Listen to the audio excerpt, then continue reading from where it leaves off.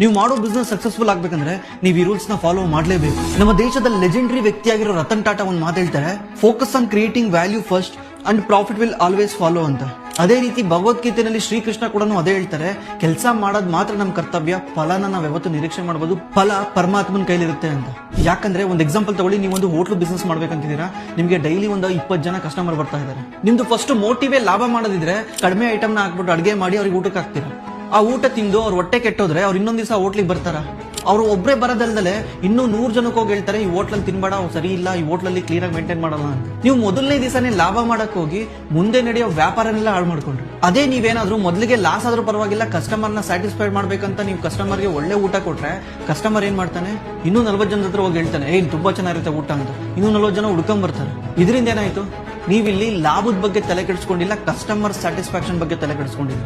ಆಗ ಲಾಭ ಆಟೋಮೆಟಿಕ್ಲಿ ನಿಮ್ಮನ್ನು ಹುಡ್ಕೊಂಡ್ ಬರುತ್ತೆ. ಇದನ್ನೇ ದೊಡ್ಡ ದೊಡ್ಡ ವ್ಯಕ್ತಿಗಳು ಹೇಳೋದು, focus on creating value first, profit will always follow.